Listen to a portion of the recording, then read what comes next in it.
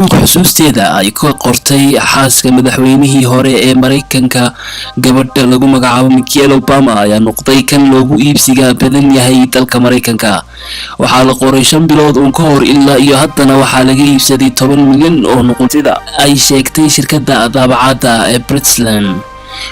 waxaan aaminsanahay in buugan uu noqon karo loogu iibsiga badan yahay abid, ayuu yiri Thomas Rabe oo mas'uul ka ah shirkadda daabacadda. shirkaddan ayaa sanadkii 2017 Michelle u shubtay lacag dhan $60 milyan oo dollar si shirkadda ay ula wareegto xuquuqda daabacadda buugga.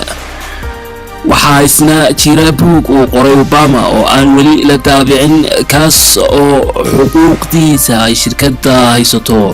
shirkadda Nielsen oo la socota buugaagta ayaa sheegtay in buugga Michelle uu ku jiro kaalinta 11aad marka laga hadlayo 20 buug ee loogu iibsiga badan yahay xagga taariikh nololeedka. buugga Michelle Obama oo ka hadlaya caruurnimadeedii, shaqadeedii ilaa xilligii aqalka cad ay timid ayaa ah mid aad loo amaanay caalamka oo dhan.